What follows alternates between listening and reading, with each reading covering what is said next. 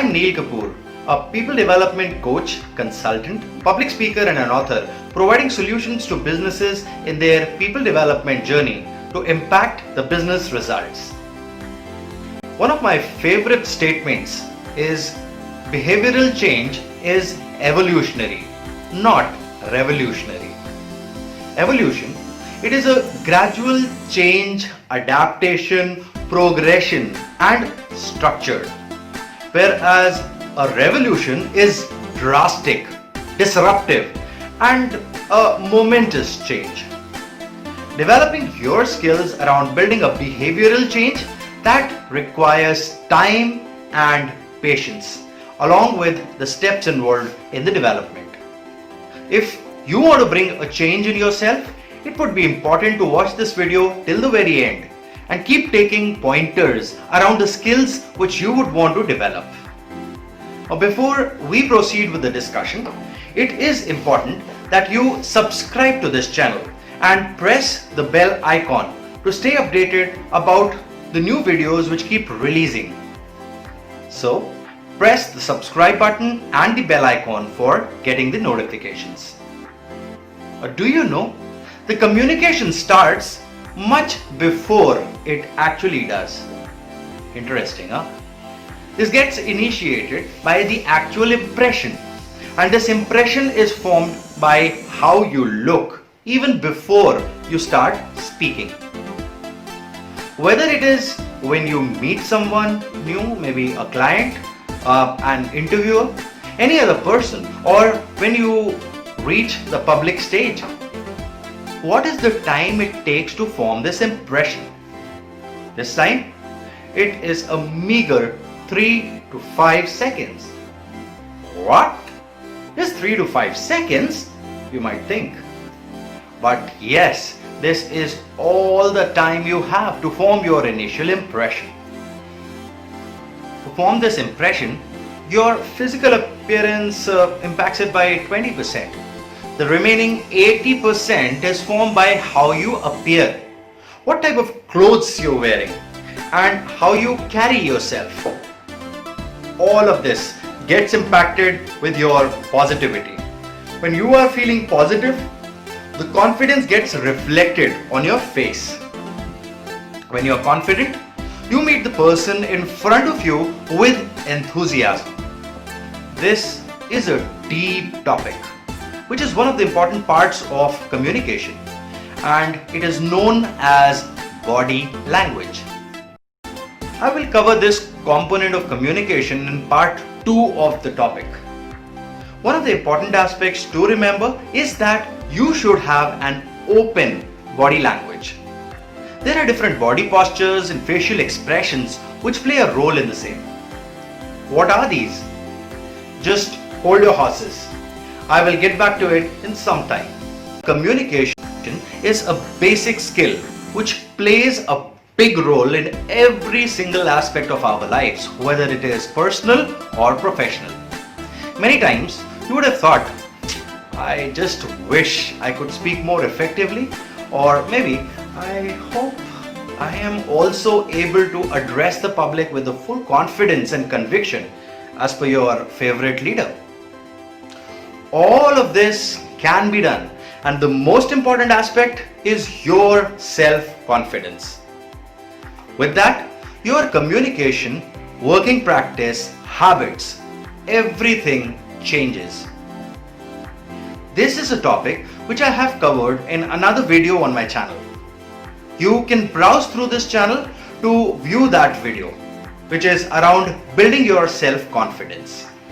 Now, consider a scenario where you are heading to a new organization for attending your interview, or meeting up with a client for a business deal, explaining a project to your team members, or maybe putting across your point in a meeting, in a business meeting. In all these situations, communication is one of the most important ingredients that you have. I am sure all of you know that there are 3 components of communication. What are these? They are words, tone of voice and body language. Though there is another one, listening, which we will talk about some other time. But which of these three that I just mentioned seem to be most important one to you? In the last 20 years of the professional experience in learning and development, almost in all the sessions I've had around communication, the participants have voted as words to be the most important component. And why is that so? Because our minds have been programmed like that. But is that true? Professor of psychology Albert Mehrabian studied the importance of non-verbal communication and the effects of conflicting messages in 1970s. So, does it seem credible if a person is yelling, "I am not angry," while he or she stamp their feet? As per his study, he demonstrated that words consist of a mere 7%, which is the literal content of the message. Some other subcomponents like tone, intonation and volume represent 38%, while the share of body language is 55% of the communication. This 7-38-55 model still holds true, even today after 50 years. Let me explain this with an example.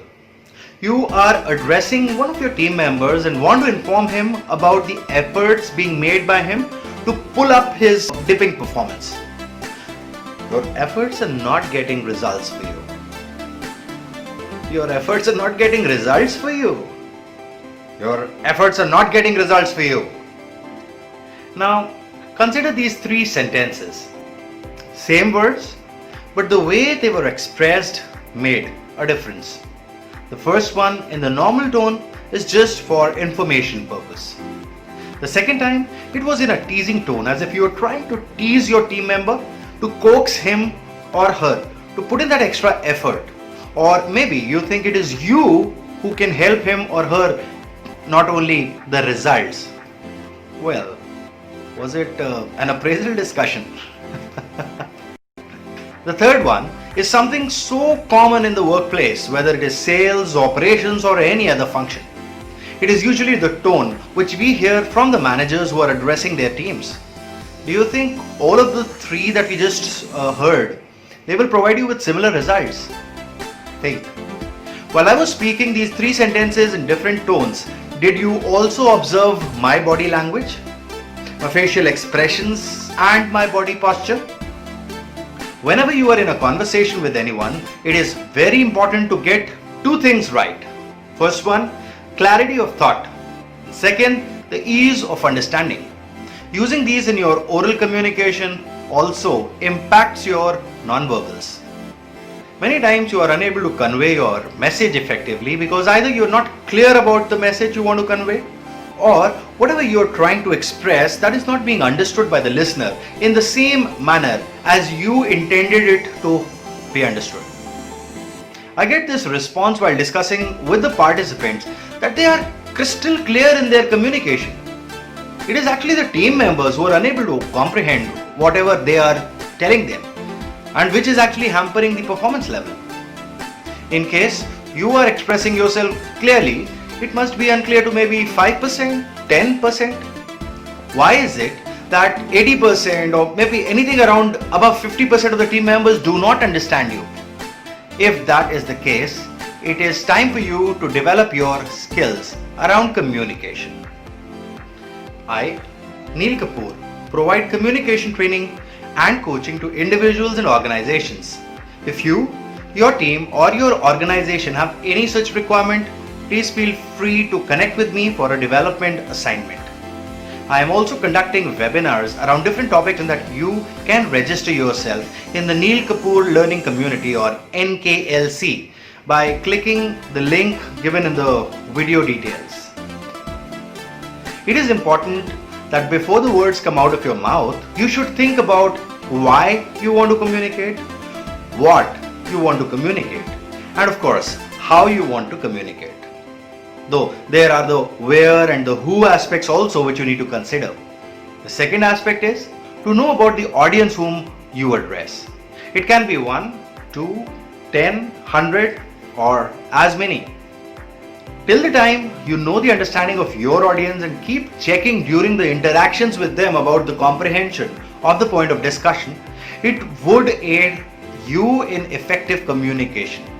In a one-on-one or smaller group discussion, many times effective communicators check by asking, so can you summarize what we just discussed?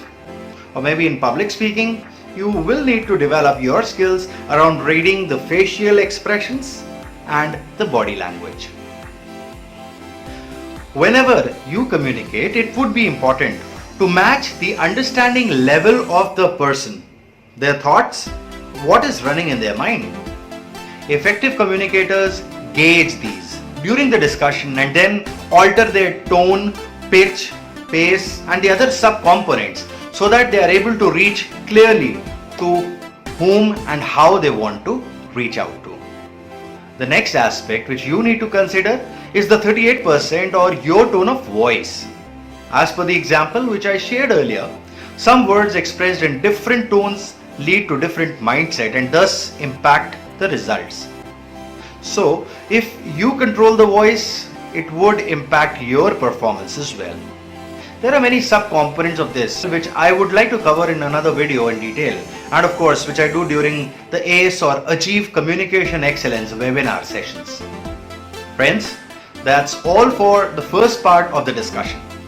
The video around the second part of the topic that will be getting released very soon. I constantly keep releasing videos around different topics around communication and others as well. If you like this video, press the like button. Whatever you learn from this video, please share it in the comments section below. It would help you in knowing the future video releases if you subscribe and press on the notification button. I keep conducting online programs as I mentioned. If you are interested in attending them, please fill in the form to which the link is given in the video description. So you can visit me online through my website neeleshkapoor.com, email me on neel.kapoor.2020@gmail.com or through WhatsApp, Telegram app or my LinkedIn profile. The details are as they are shared on the screen. Thank you for watching this video. Be safe and stay healthy. Till the next video, goodbye.